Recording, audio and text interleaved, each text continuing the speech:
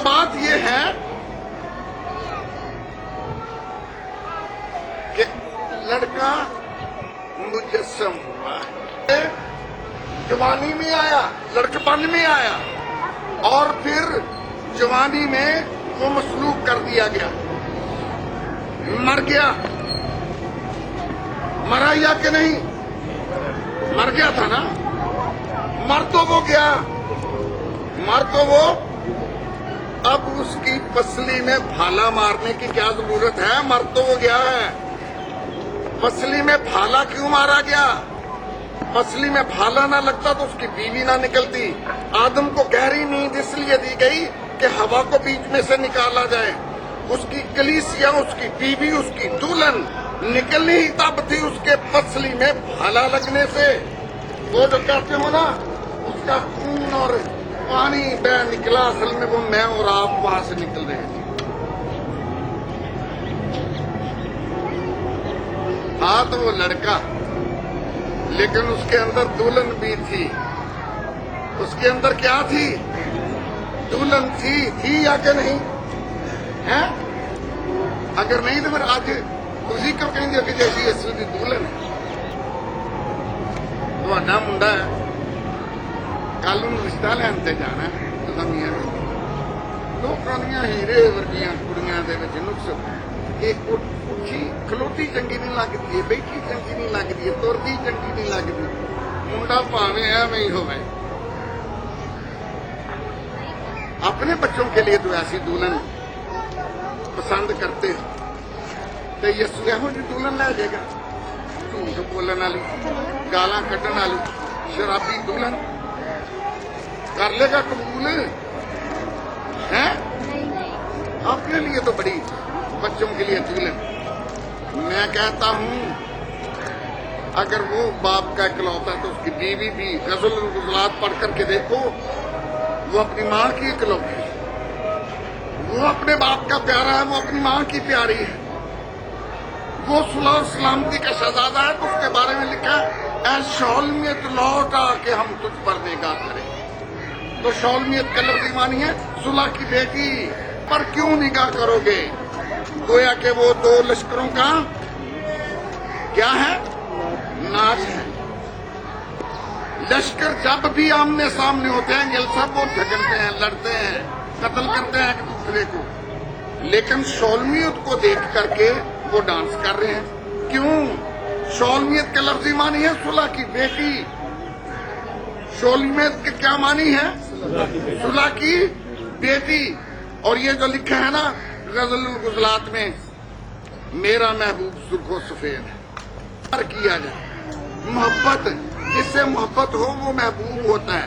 یہ جو محبوب ہے نا یہ بہت خوبصورت محبوب ہے تو یہ دو رنگ کا، اور یہ دو رنگ اس کے کیوں ہیں؟ اس کی سرخی جو ہے یہ اس کی قربانی کو ظاہر کرتی ہے، اور اس کی سفیدی جو ہے اس کی بزرگی کو، اس کی صلح کو، اس کی سلامتی کو وضاحت اس کی کرتی ہے۔ میری بات کی سمجھ آئی یا کہ نہیں آئی؟ یہ جو لڑکا تولد ہوا، جس کو میں نے کہا کہ میں تولد کے لفظ کو نہیں مانتا، یہ تجسم جس کا ہوا، یہ الوہیت انسانیت کے ساتھ جو ہے یہاں پہ ہمیں متحد ہوتی ہوئی دکھائی دے رہی ہے۔ یہاں پہ الوہیت ذات الہی، الوہیت یعنی کہ ذات الہی انسانیت کے ساتھ یہاں پہ جو ہے یہ کیا کہتے ہیں اس کو، منسلک ہونا، جڑنا، متحد ہونا، اتحاد کرنا، یعنی کہ یہاں پہ دو ذاتوں کا ملاپ ہوتا ہوا ہمیں نظر آ رہا ہے۔ اگر آپ اس کو انسان ہوتے ہوئے انسان کی نظر سے دیکھتے ہو تو وہ انسان ہے، اور اگر آپ اس کو خدا کی نظر سے دیکھتے ہو تو وہ خدا ہے۔ یعنی کہ دو ذاتوں کا اس میں ملاپ ہے، اتحاد ہے، اور الوہیت جو ہے وہ آپ اس بات سے بڑے پریشان نہ ہوں کہ انسان میں ظہور پذیر ہوئی، الہی ذات انسان میں کیا ہوئی؟ ظہور پذیر ہوئی۔ دوسرے نمبر پہ مسیح موعود کے جو نام ہیں، القاب ہیں، ان کی خصوصیت کیا ہے کہ وہ عجیب مشیر ہے، عجیب بھی ہے، مشیر بھی ہے۔ اور مشیر جو ہے یہ مسیح موعود کو ظاہر جو کیا گیا ہے، کیونکہ وہ واقعہ ہی عجیب ہے، کیونکہ وہ واقعہ ہی عجیب ہے۔ اس میں دو ذاتوں کا اتحاد ہے، وہ انسان کے ناطے انسان ہے اور خدا ہونے کے ناطے خدا ہے، اور اس لیے کہ وہ خدا کے اصلی مشورہ میں بھی اس کے ساتھ تھا۔ اگر وہ خدا نہ ہوتا تو اس کے اصلی مشورہ میں اس کے ساتھ نہیں ہو سکتا تھا، چونکہ یہ خدا ہے اور اس کے ساتھ ازل سے رہتا آ رہا تھا، لہذا اس کا مشیر ہونا مجبوری ہے، لہذا اس کا مشیر ہونا مجبوری ہے۔ اور عجیب یہ کس طرح سے ہے کہ یہ خدا ہونے کے ساتھ ساتھ انسان بھی ہے، خدا ہونے کے ساتھ ساتھ کیا ہے؟ انسان بھی ہے، اور اس میں اصلی مشورہ جو ہے یہ خدا کے ساتھ اس میں یہ شامل ہے۔ کائنات کی اور انسان کی تخلیق اور انسان کی نجات میں یہ اقنوم ثانی ہے اور اقنوم اول کا مشیر۔ اقنوم اول خدا ہے تو یہ اس کا مشیر ہے، خدا باپ کا کیا ہے یہ؟ اور کلسیوں 2:3 کو پڑھیں تو اس کے مطابق وہ ایمانداروں کا بھی مشیر ہے، وہ ایمانداروں کا بھی مشیر ہے، کیونکہ اس میں حکمت اور معرفت کے خزانے چھپے ہیں۔ کیا چھپا ہے اس میں؟ حکمت اور معرفت کے، اس کی مشورت سے سب سے اعلیٰ مشورت اور کامل مشورت، اور اس کی مشورت میں غلطی کا امکان نہیں ہے، اس کی مشورت میں ایماندار کی صحیح رہنمائی ہوتی ہے۔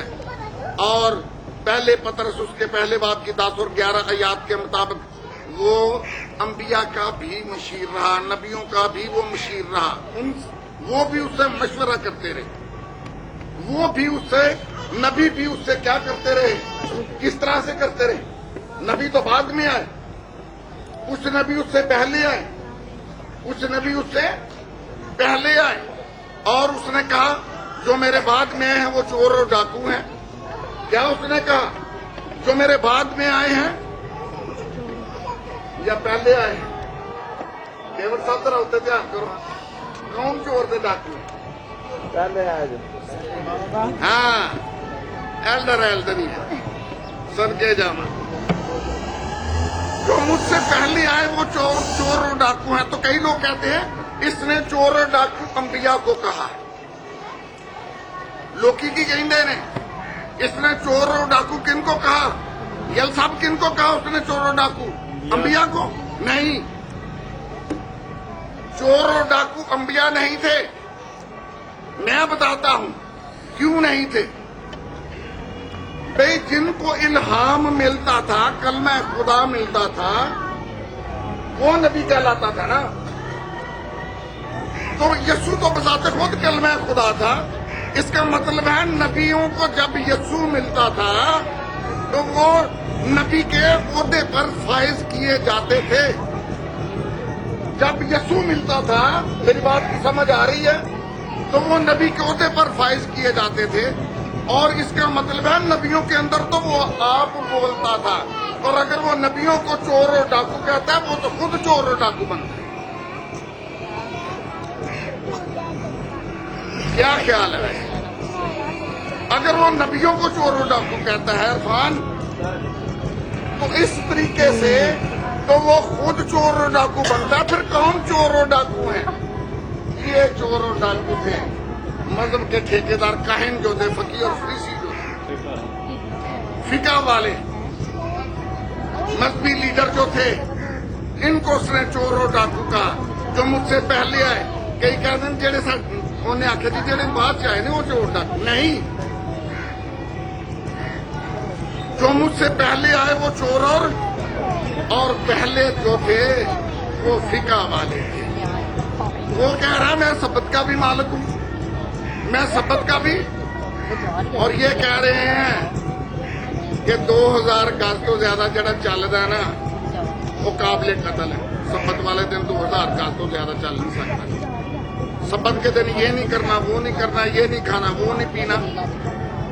और वो कह रहा मेरा बाप अब तक काम कर रहा है और मैं भी काम कर रहा हूँ, मैं सब्बत का भी मालिक हूँ, मैं करूंगा। और वो करता है, लोगों को शिफाएं देता है। लेकिन सब्बत के ये जो चमचे हैं ना, ये मजहबी लीडर जो हैं, कहते हैं नहीं ये तो सब्बत की बेहुरमती कर रहा है जी। ये क्या कर रहा है? सब्बत की बेहुरमती कर रहा है। मैं आपको बताना चाहता हूँ, सब्बत का अगर कोई मानने वाला है तो वो मुझे बताए। 7वें दिन को सब्बत कहते हैं, तो क्या ये इतवार, सोमवार, मंगल, बुध, जुमेरा, जुमा, हफ्ता ये थे उन दिनों में? ये दिन थे? नहीं थे ना। बाइबल को पढ़े, अंजीलों में लिखा हुआ पहला दिन, दूसरा दिन, तीसरा दिन, और 7वें दिन को उसने सिर्फ सब्बत कहा है। और मैं आपसे अर्ज करना चाहता हूं, यही बात मैं सब्बत वालों से पूछता हूं कि जब ये जमीन आसमान, सूरज, चांद, सितारे, सियारे पैदा हुए, तो जिस दिन सूरज और चांद और जमीन ये हरकत में आए, इंसान का वक्त जो है वो तो इनके गुरूब और तुलू से बना ना, इनकी हरकत से बना। तो फिर ये नैयर अकबर यानी के सूरज और नैयर असगर ये तो चौथे दिन बने थे, ये तो चौथे दिन बने थे। और हमारा कैलेंडर जो है वो चौथा दिन किसको कहता है? इतवार पहला ही, बुध को। और अगर आदमी का पहला दिन बुध को मान लिया जाए तो फिर तो जुमेरात बनती है ना, 7वां दिन जुमेरात ही क्यों नहीं मनाते? और आदम किस दिन पैदा हुआ? आदम 6ठे दिन पैदा हुआ, 7वां दिन तो आराम का दिन था। और अगर आदम की पैदाइश से पहला दिन काउंट किया जाए